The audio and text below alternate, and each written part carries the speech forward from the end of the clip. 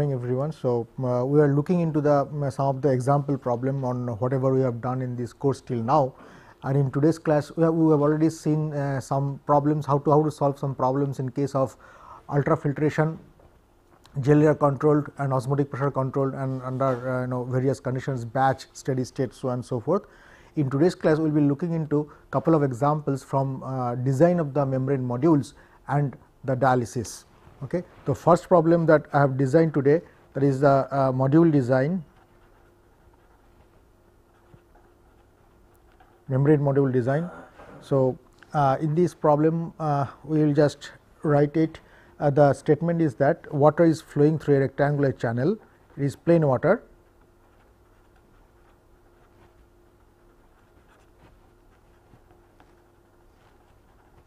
through a rectangular channel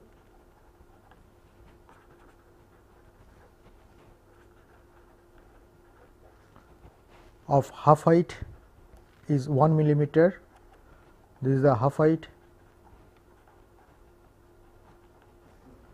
and width of the channel is 8 centimeter. The inlet flow rate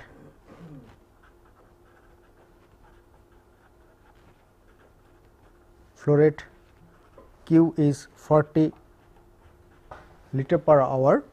The inlet transmembrane pressure drop is 500 kilopascal.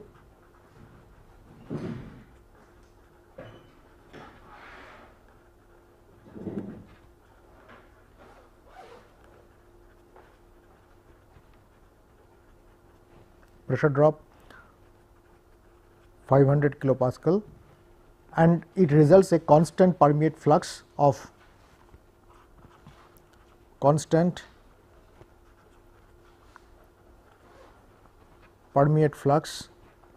of 2 into 10 to the power minus 5 meter cube per meter square second, and the length of the channel is 2 meter. Okay. So, these are the specifications, and based on this we are going to calculate some of the things. The first thing we will calculate what is the axial pressure drop in the module. Axial pressure drop across the module. Okay. The transmembrane pressure drop at the module exit,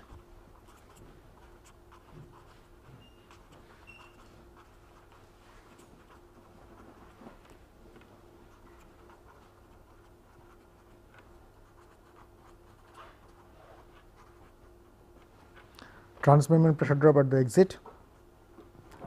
Then we will calculate the fractional recovery of the feed,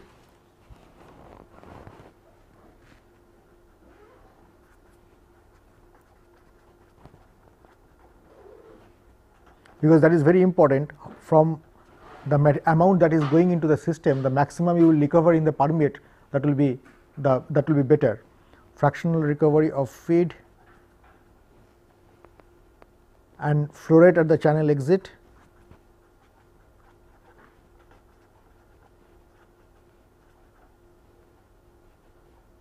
flow rate at channel exit. And if we like to recover more feed, then what is the length of the module that is required. Okay. If for a recovery, fractional recovery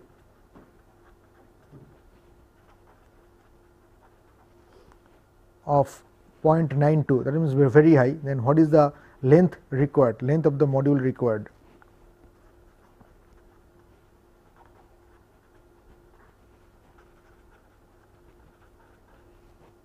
Okay. And what is the, and in that case what is the axial pressure drop at the exit. Axial pressure drop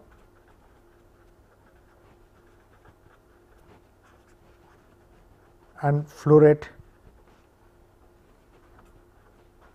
at the exit. Now, in this problem basically up to question number 4, So, the same channel we would like to calculate various quantities, and in the last problem we would like to increase the fractional recovery. For that, what you have to do the design of the module, you have to find out what is the length required for that particular purpose. Now, let us look into the solution, and in this case this is a pure water and there is no effect of osmotic pressure and things like that. So, the first formulation, simplest formulation, that whatever we have done for the module design, that formulation will hold good. Okay. So, let us write down various quantities. Half height is 10 to the power minus 3 meter, that is 1 millimeter, W is 0.08 meter, delta P at the inlet point is 500 kilopascal, 5 into 10 to the power 5 Newton per meter square. J is the constant flux, 2 into 10 to the minus 5 meter cube per meter square second. L is 2 meter, flow rate at the inlet point is 40 liter per hour, and if you change it into meter cube per second, this turns out to be 1.11 into 10 to the minus 5 meter cube per second. Okay. Now, let us solve the first part. If you look into the expression of delta P axial, the axial pressure drop will be 3 by 2 mu divided by h cube W q I x 1 minus V w times W times x divided by q I. That is the expression for the axial pressure drop. Just put different values. So, this becomes 3 by 2 10 to the power minus 3 into 1.11 10 to the power minus 5, that is the flow rate. X is the length of the module, that is 2 meter, and this is h cube is 10 to the power minus 3 cube of that, width is 8 centimeter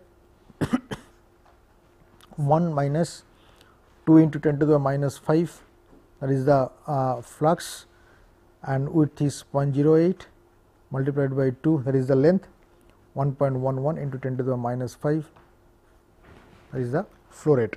So, this turns out to be 416.25 into 1 minus 0.29.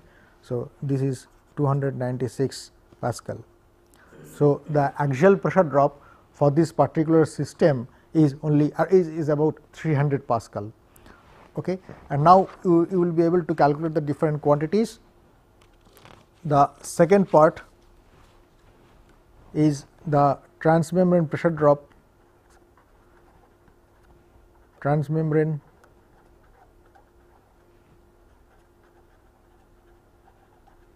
pressure drop at the exit point. It becomes delta P at the exit will be nothing but delta P I minus delta P axial. That means, the initial pressure minus the drop. So, that will be giving the final one. So, this turns out to be 499.7 kilopascal. That means, for this particular module, the axial pressure will be really very low. Now, we will see how, under what conditions this will be more and things like that, all those interpretations will come. Now, the third part is the fractional recovery of the feed.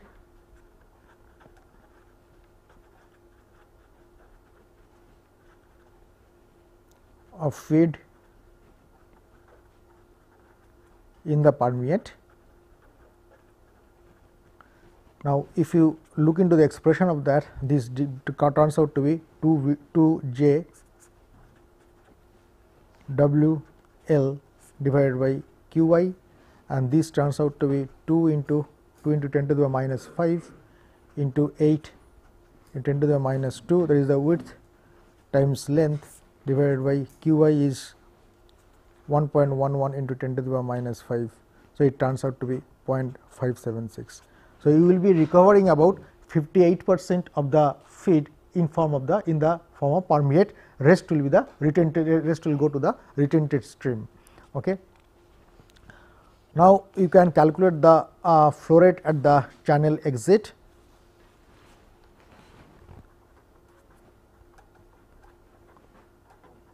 Flow rate at the let us say module exit,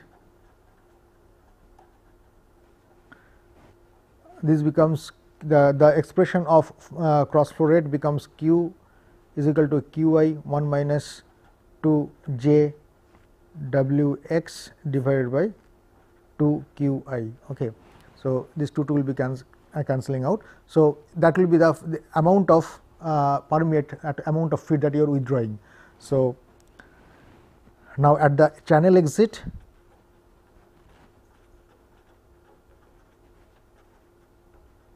x is equal to L, the length of the channel, that is 2 meter. So, Q becomes 1.11 into 10 to the power minus 5, 1 minus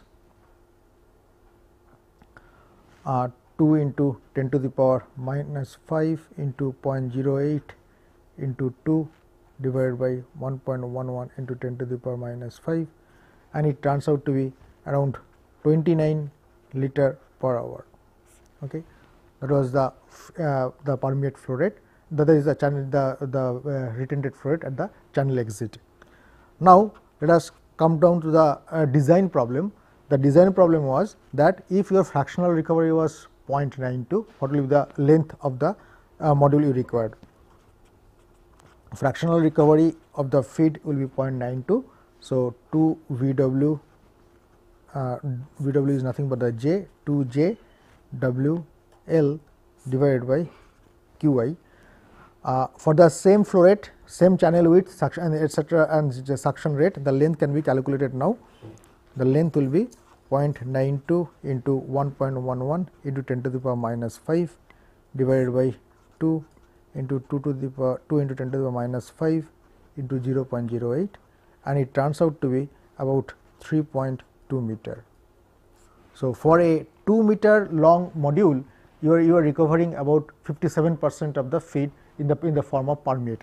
In case of a fractional recovery of 92%, you require a larger length of the module.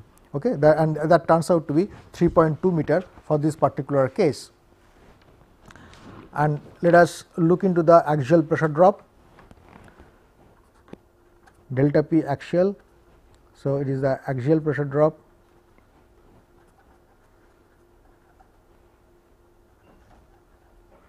This becomes, just put the values 3 by 2 mu h cube W Q I x 1 minus 2 J W x divided by 2 Q I.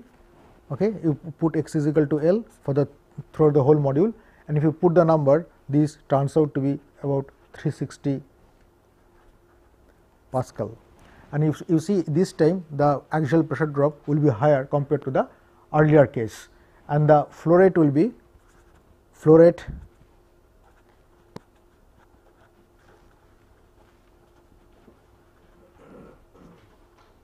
at the channel exit or the module exit will be around 21.6 liter per hour.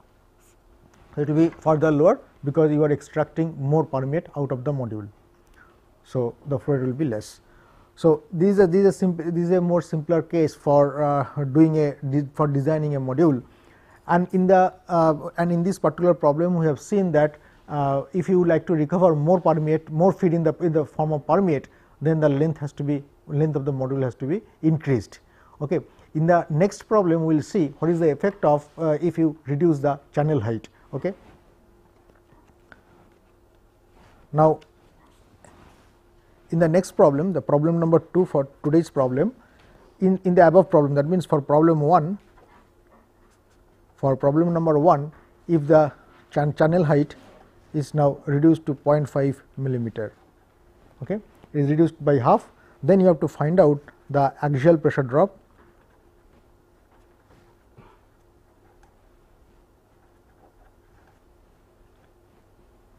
You have to find out the transmembrane pressure drop,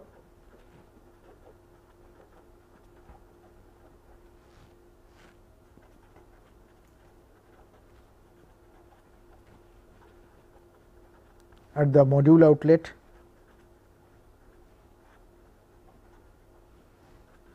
fractional recovery of feed,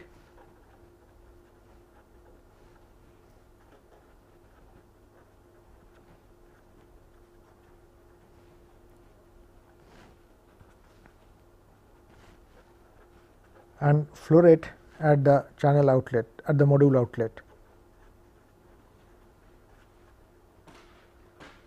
Okay.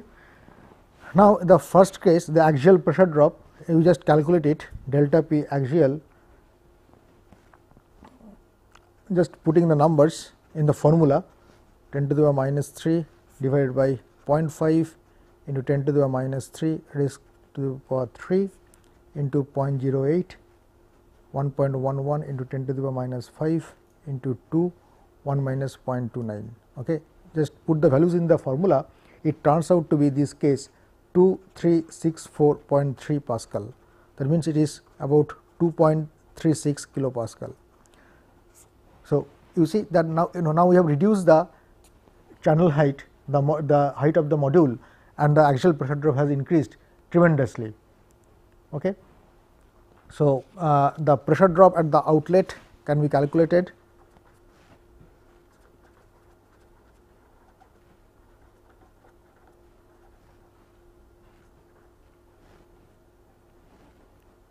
Module outlet,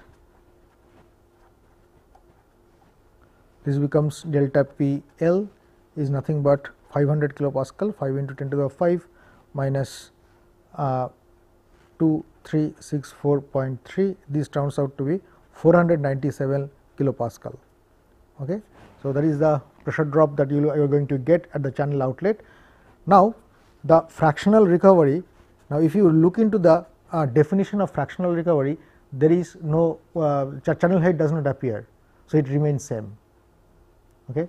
So, channel height the fractional recovery remains same, and it remains same as 5.576, as H does not appear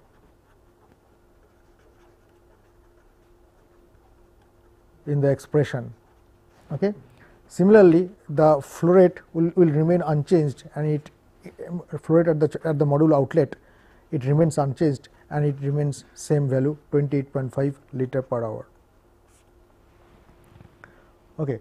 So, if you decrease or increase the height of the channel and maintain the other quantities almost invariant, then what it will be? It will manifest. It will be that effect will be manifested into the pressure drop. Okay. So, you can design your module accordingly, whether you require higher pressure drop, axial pressure drop, or lower axial pressure drop, how to control it, how easy or how difficult to control these parameters. Okay. Now, in the next problem, we will see that this is not a this is a little bit complicated one, but in this case we will do the assumption that osmotic pressure is negligible compared to the transmembrane pressure drop, then only you can do the analytical solution, otherwise you have to do numerically. Okay. So, next problem we will be doing a module design for an ultrafiltration process.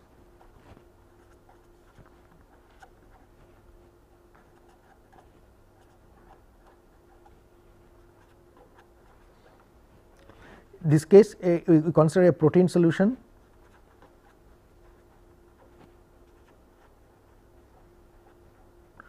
The concentration, fit concentration is given as 0.2 kg per meter cube. Okay.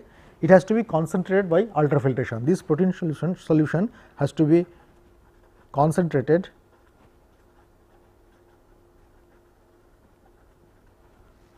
by UF.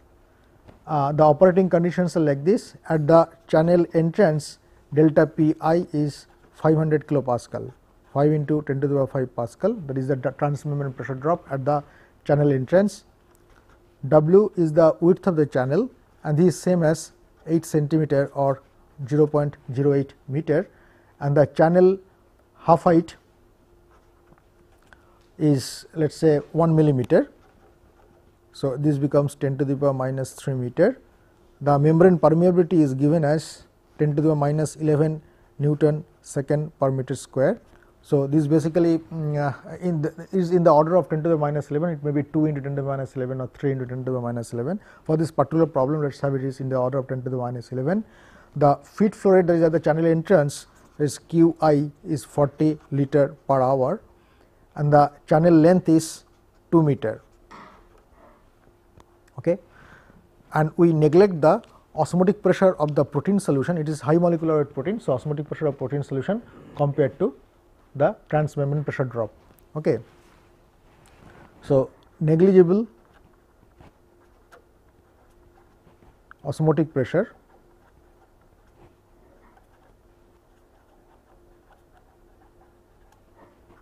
compared to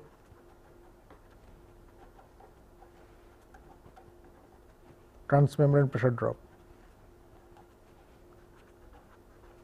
Okay. Now, let us see what we have to calculate. You have to find out the pressure drop across the channel, across the module.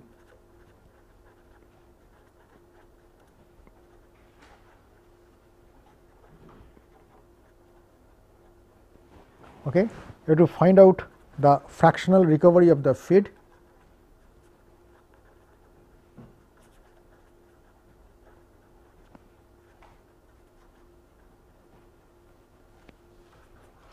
velocity and concentration at the channel exit.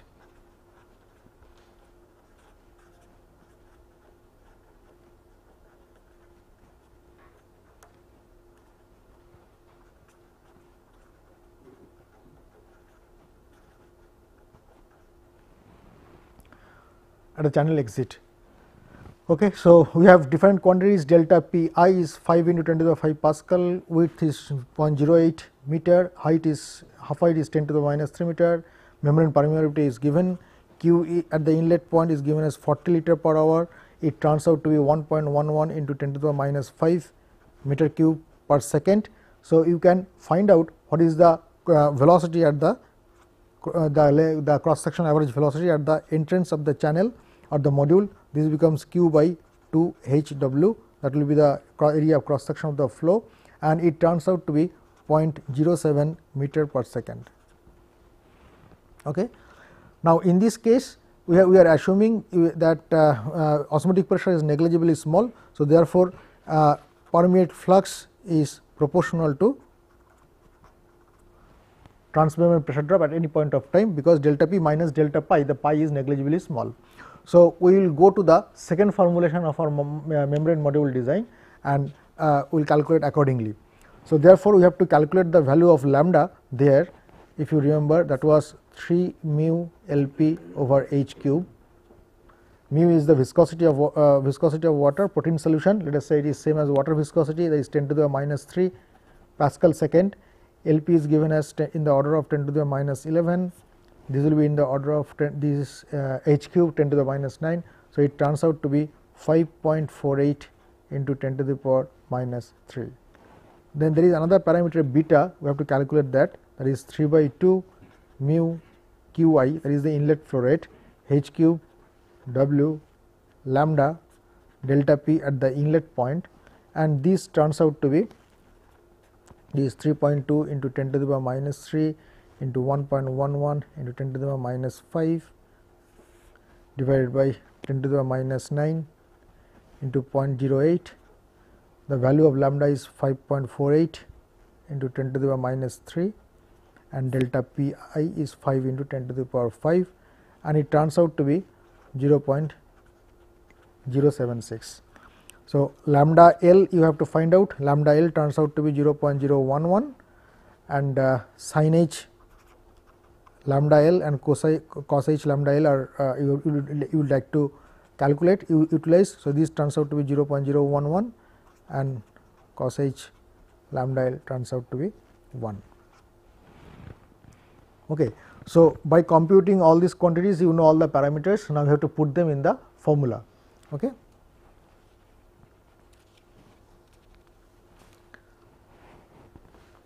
First calculation is pressure drop, axial pressure drop. If you look into the definition of that, delta P at the length L divided by delta P at the entrance point is nothing but cos H lambda L minus beta sin H lambda L, and it turns out to be 0.999. So, it is negligibly small, and the transmembrane pressure drop at the outlet will be 499.50 kilopascal. Okay. And delta P axial, the axial pressure drop will turn out to be around 500 Pascal only. So, it is really very small. okay, for a channel of length 2 meter and for that particular half height. Next we calculate the fractional feed recovery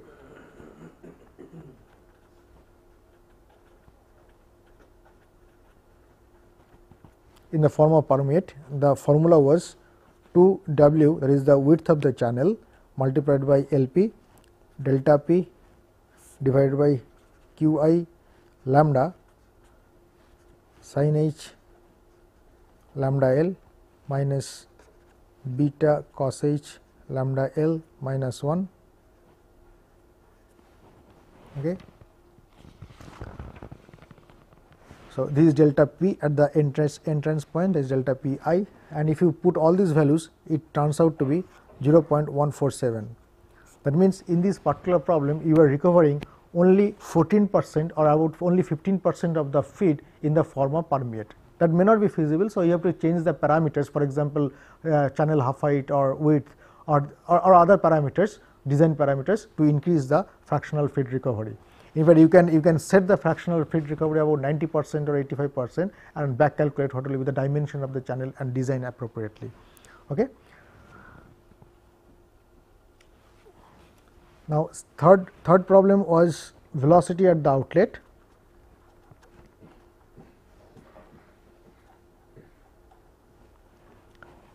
It was u bar at length L divided by cross sectional average velocity at the inlet 1 minus L p delta p I divided by h lambda u naught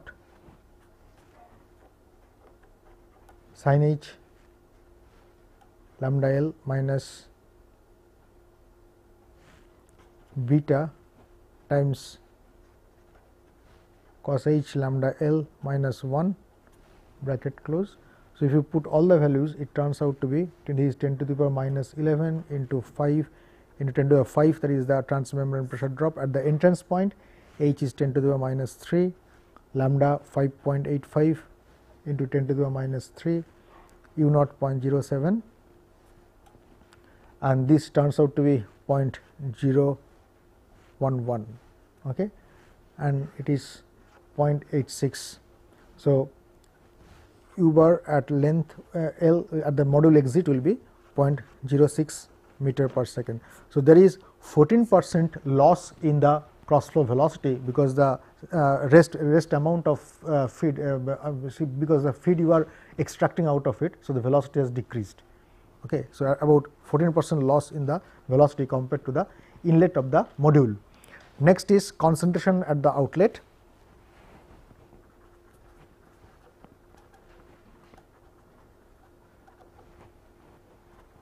Of protein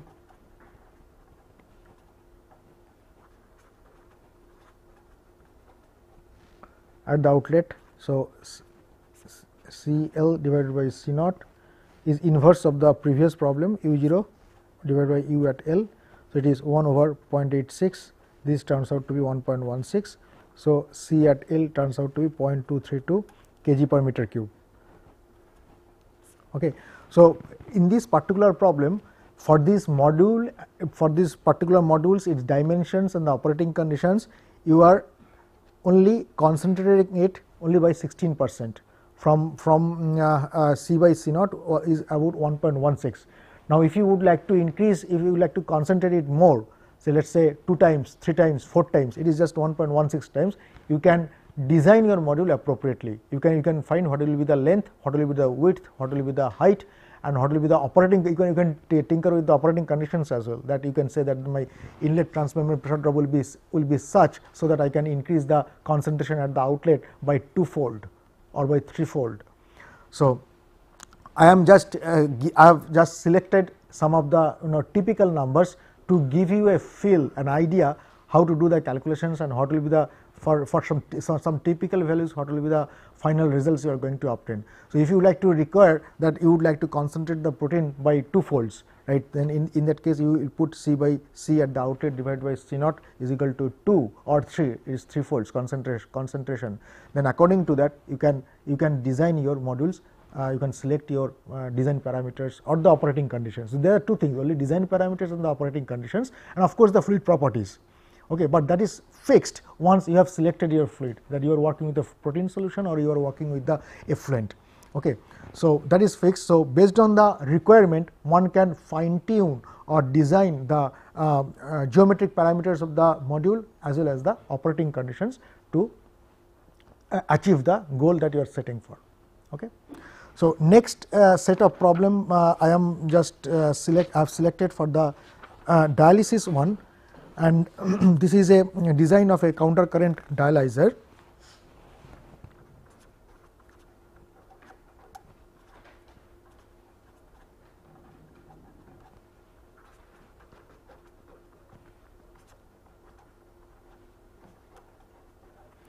And this problem is this problem has been very carefully selected, and here we have I have shown you that we will be doing the one dimensional model calculation. For example, using the log mean concentration difference idea, we will be doing the design. Okay. Now, this problem is selected such that in one case we have selected that so there are three resistances as we have discussed earlier. One is the resistance in the feed site, another is the resistance within the membrane, and this is resistance in the dialysate side. Typically, if the flow rate in the feed site and dialysate side are quite high, you can neglect those resistances. So, the main resistance will be the membrane resistance,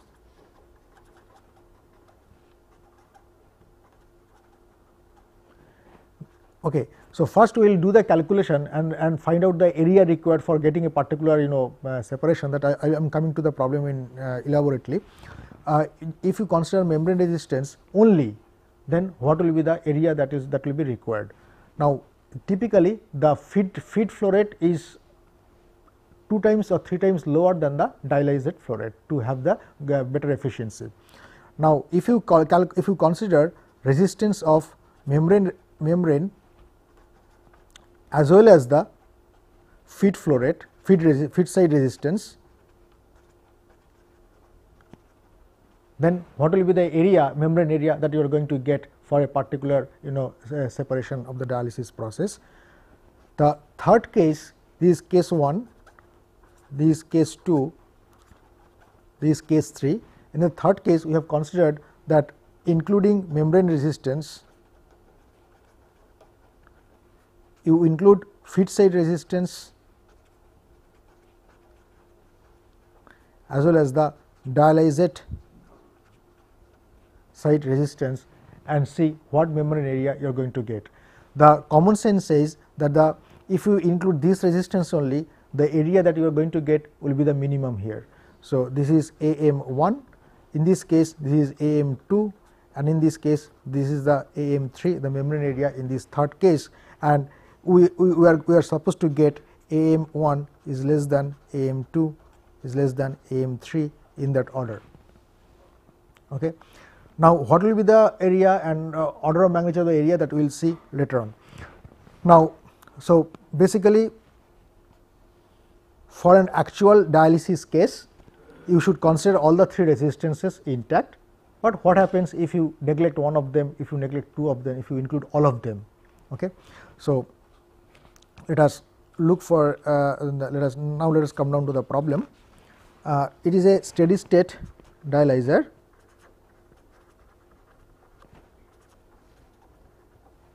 Steady state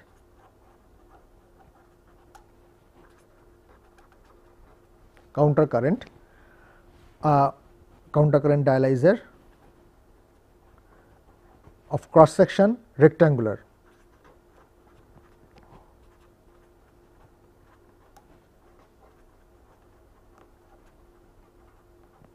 That means you are having a small rectangular channel, then you put the membrane and then another rectangular channel. So, 2 rectangular channels are separated by a dialysis membrane.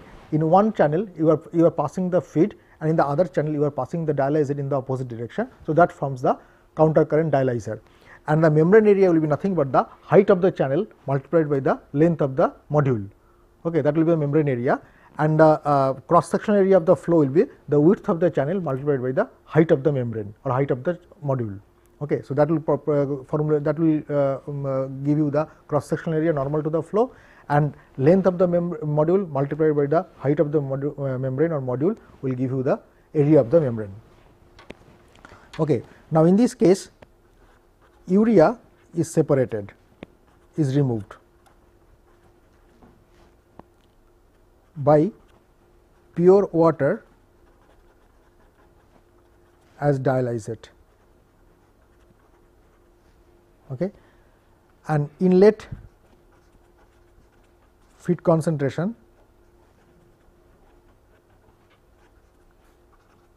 of urea is 1500 milligram per liter. Okay.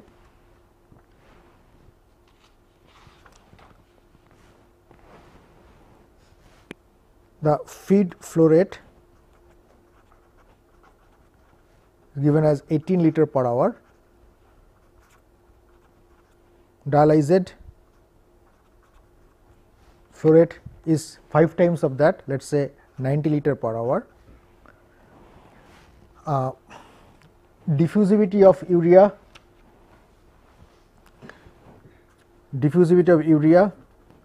in bulk solution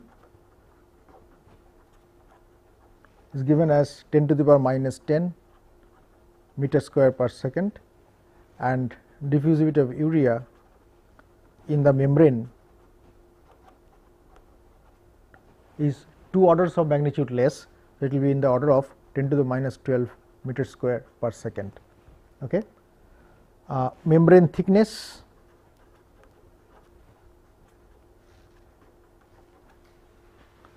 one micron, 10 to the minus 6 meter. Feed and dialysate chambers are identical.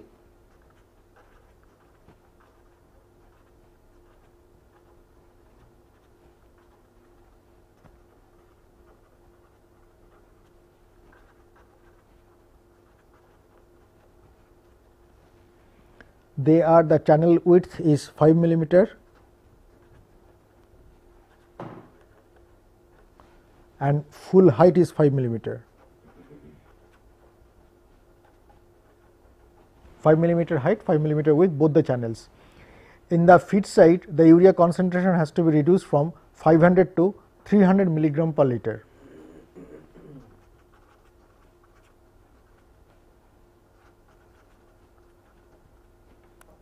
From 1500 at the inlet to 300 milligram per liter at the outlet. Now, we have to find out the membrane area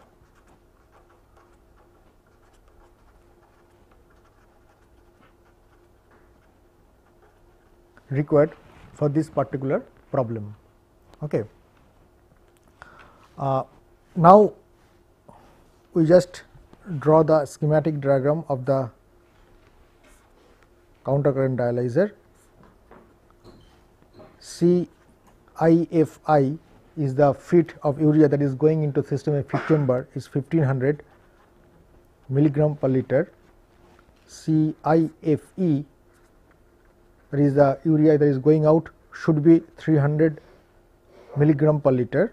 So, you are going to reduce from 1500 to 300 milligram per liter. It is the CIDI will be equal to 0 because it is pure distilled water. CID outlet will be something that we are going to find out. Okay. So, VF dot is 18 liter per hour, that is the flow rate of the feed. Flow rate in the dialysate side is 90 liter per hour. DIM is 10 to the power minus 12 meter square per second, that is the urea diffusivity in the membrane phase. DI will be 10 to the power minus 10 meter square per second. Thickness of membrane thickness, we called it as L, probably does not matter. So, its thickness 10 to the power minus 6 meter, 1 micron, and W and height both are 5 millimeter. CI DI will be equal to 0. Okay. So, the first step what we will be doing, we have to calculate the log mean concentration difference. In order to calculate the log mean concentration difference, you require to know what is the value of CID naught. So, that can be calculated using an overall urea balance in the system, the amount that is urea going into the system. So, the amount of urea that is being lost in the feed chamber should be gained by the dialyzed chamber. Okay.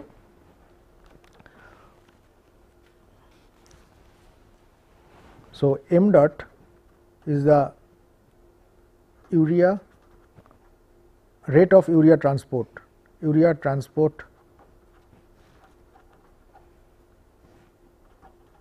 rate, and this will be nothing but urea transport rate means from the feed chamber to the dialyzer chamber through the membrane. Okay. So, this will be nothing but Vf dot into Ci Fi minus Ci Fe is equal to Vd dot Ci do minus Ci d in. Okay. This is the amount of urea lost in the feed chamber is equal to amount of urea that is gained in the dialyzed chamber. So, if you do that, you will be getting 18 into 1500 minus 300 is equal to 90 Ci d naught minus 0, and Ci d naught turns out to be 240 milligram per liter. Okay. So, the outlet concentration in the dialysate will be containing 200 milligram per liter urea at the steady state. Now, we will solve the case 1. Okay. So, Ci d naught in this particular case will be 240 milligram per liter that you have calculated. Now, you will be in a, because all the 4 concentrations are known at the 2 entry points and 2 exit points, you will be in a position to calculate the log mean concentration difference. Okay. So, one delta C1 will be 300 minus 0, and a delta C2 will be 1500 minus 240. Okay. Based on that, you can calculate the log mean concentration difference, right. It is exactly same as log mean temperature difference in case of heat transfer. Okay. So, case number 1, we neglect the mass transfer resistance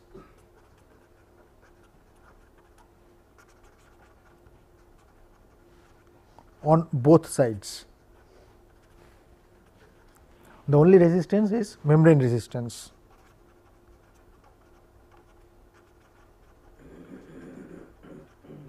Prevails. Okay. So, you can calculate that. Now, K0, the overall mass transfer resistance, mass transfer coefficient, it is inverse of the overall mass transfer resistance.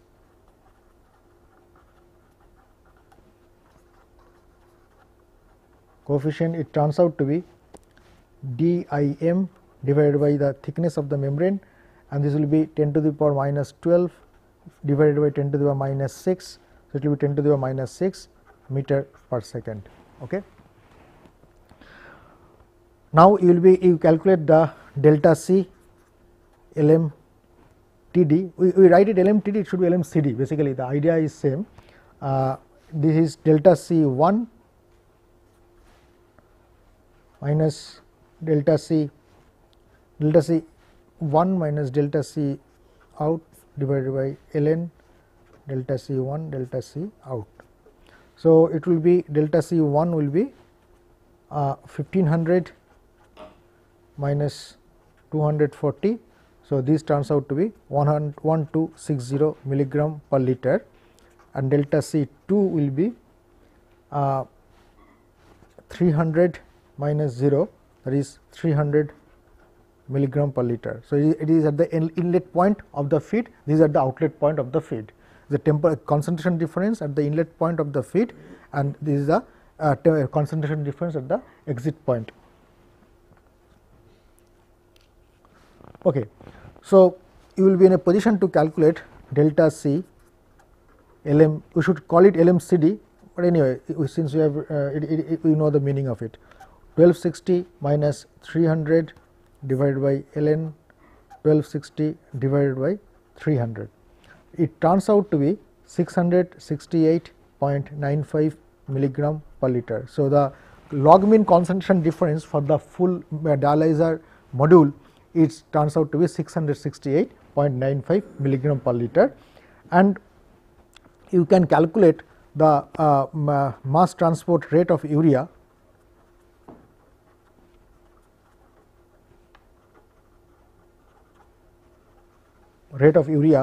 across the membrane. How much urea has been transported across the membrane? The amount of urea that has been lost in the feed chamber, right. So, it will be nothing but Vf dot times CIFi minus CIFe. The amount of urea that is lost in the feed chamber must have been transported to the other side at the steady state. So, it will be 18 liter per hour multiplied by 1200 milligram per liter. So, you can convert it into, so it turns out to be 21.6 gram per hour. So, you can calculate it and find it out. You can convert the unit, and it is 21.6 gram per hour. Okay. Now, this mass transport rate of urea can be written in terms of overall mass transfer coefficient. Okay. So, this is nothing but K0 AM times delta C LMTD, right, if you remember. So, these two will be equated. So, what is K naught? K naught will be 10 to the power minus 6, this is AM, and delta C LMTD is 668.5 milligram per liter. Okay. Now, there is a unit problem here. K naught is in meter per second, this is in meter square, and this will be in milligram per liter. You convert into appropriate unit, and this turns out to be, in fact, milligram per liter will be nothing but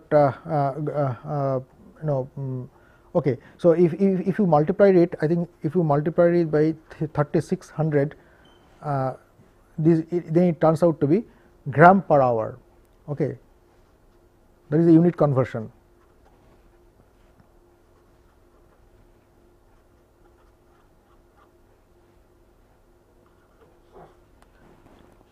So, meter cube and liter will be cancelled out. Okay, if you convert liter into meter cube, and milligram can be converted into gram, and this if you multiply both sides, multiply and divide by 3600, that second will be converted into hour. So, it will be in the form of gram per hour.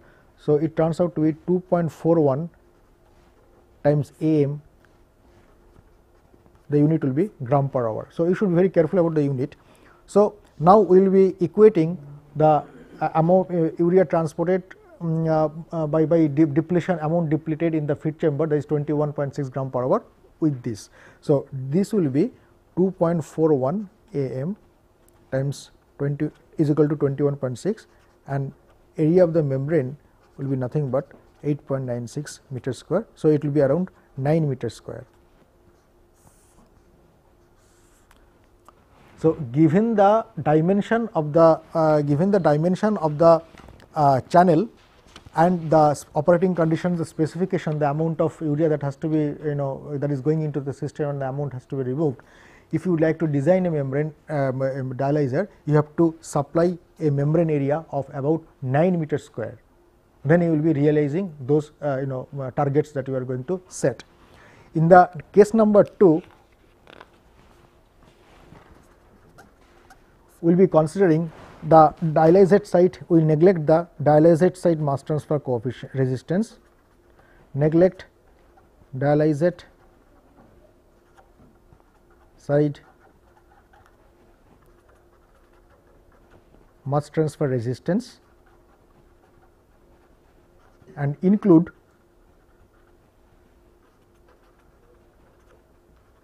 feed side resistance, and see what you get, and calculate the membrane area for this particular performance of the dialyzer. So, Vf dot will be 18 liter per hour and your W and height will be 5 millimeter each. So, area of cross section normal to the flow will be nothing but the W times full height, that is 5 into 5. So, 25 into 10 to the power minus 6 meter square. Okay. So, UF, the velocity, the cross sectional average velocity in the feed chamber will be 5 into 10 to the power minus 6 divided by 25 into 10 to the power minus 6. This 5 into 10 to the minus 6 is basically, if you convert 18 liter per hour into meter cube per second, this turns out to be 18 liter per hour is equal to 5 into 10 to the minus 6 meter cube per second. So, meter cube per second divided by meter square. So, the velocity in the feed chamber will be getting, it will be getting as 0.2 meter per second. Now, equivalent diameter, you calculate the Reynolds number. Once you calculate the Reynolds number, based on the value of the Reynolds number, you have to select the appropriate mass transfer coefficient, or by selecting appropriate relationship for Sherwood number. So, equivalent diameter will be 4 into half height. So, 2 times full height, right. So, it will be 10 millimeter, it will be 10 to the power minus 2 meter. Okay. So, Reynolds number you can calculate in the feed chamber as UF d by rho UF d by mu. You take density of water 10 cube, density of viscosity of water as 10 to the minus 3, UF is 0.2 and d equivalent is 10 to the minus 2, it turns out to be 2000. So, this is less than 2200, so it is a laminar flow. Okay. Now, if it is a laminar flow, you can calculate the Sherwood number from this relationship, K dE by d is equal to 1.85 Reynolds Smith d by L raised to the power 1 upon 3, and K we put the velocity. So, Kf will be 1.85 UF d square divided by d times L raised to the power 1 upon 3, and if you put all the values, you do not know the length of the module. So, it turns out to be 1.08 into 10 to the power minus 6 divided by L to the power 1 upon 3. L is not known. Now, you are in a position to calculate the overall mass transfer coefficient, and in this case it will be 1 over Kf plus L over L means thickness over dim, thickness of the membrane by dim. So, if you put all the values, it turns out to be L to the power 1 upon 3 1.08 into 10 to the power minus 6 plus 1 over 10 to the power minus 6, and this will be 10 to the power minus 6 divided by 1 plus 0.93 L to the power 1 upon 3. So, that is the value of overall mass transfer coefficient in this particular case. So, you have already calculated that m dot is 21.6 gram per hour, and now you can calculate m dot from the definition of overall mass transfer coefficient as am delta c LMTD. So, it turns out to be 10 to the power minus 6 divided by 1 plus 0.93 L to the power 1 upon 3 am 668.95 into 3600, and this unit will be gram per hour. Now, am, what is am? Am will be the full height multiplied by the length of the membrane, right. So, L, if you L can be replaced in form of in terms of total membrane area. So, L will be nothing but 200 times am. So, if you put that, so this turns out to be 2.41 times am divided by 1 plus 5.44 am to the power 1 upon 3. Now, we equate this with this. So, it becomes 2.41 am 1 plus 5.44 am to the power 1 upon 3 is equal to 21.6, and from this basically you can this quantity will be pretty large. You can neglect 1 with respect to that, and you can get direct solution of am. Okay, and am turns out to be 341 meter square in this particular problem. So, you see if you neglect the mass transfer resistance of the feed side, the membrane area required is around 9 meter square, but if you include the mass transfer resistance of the feed side, it will be shooting up to 340 meter square. So, inclusion of all the resistance will be very important, because the feed side is in the laminar flow. So, mass transfer resistance will be significant. If you neglect that, then you will be underestimating the whole problem. Okay. Now, in the second case, we will be considering both side resistances. The third case, consider resistances on both sides. Okay. So, you can calculate the velocity in the dialysate side.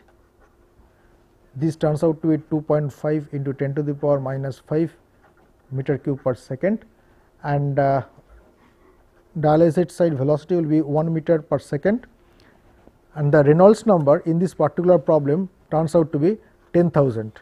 Okay. So, it is in the turbulent. So, I have selected the problem such that in one case it will be laminar flow, in another side it will be turbulent flow. So, you will be requiring the Sherwood number relationship as the Dietz-Boelter one 0.023, Reynolds to the power 0.8 and Schmidt to the power 0.33. The calculation is straightforward, and the Kd turns out to be 7.616 into 10 to the power minus 6 meter per second for this particular case. So, there is no L there. So, you can calculate the Reynolds number, Schmidt number, etc., and it turns out to be this. Now, your overall mass transfer coefficient will be 10 to the power minus 6 divided by 1.131 plus 0.93 to the power into L to the power 1 upon 3 in this particular problem. Now, if you equate the 21.6 gram per hour to K0 AM delta C LMTD and simplify this thing, the final expression that you will be getting is AM divided by 1.131 plus 5.44 AM to the power 1 upon 3 is equal to 8.96. So, by you can do a trial and error solution. Trial and error solution gives you AM as 355 meter square. So, you are getting first 9 meter square, then you are getting 340 meter square, then now you are getting 355 meter square. So, if you go on increasing the resistances, the area required for the dialyzer module will keep on increasing. So, although there is not much difference between these two areas, because the dialyzer site flow rate is really in the turbulent conditions and the resistance will be less and mass transfer coefficient will be pretty high. On the other hand, if you include if you do not include any of the feed site or dialyzer resistance, you will be really under predicting the design. So, you have to consider all the resistances, at least the feed side resistance, to get a realistic picture or estimate of the membrane design. Okay. Thank you very much. Now, in the next class we will be moving on to another topic. Okay.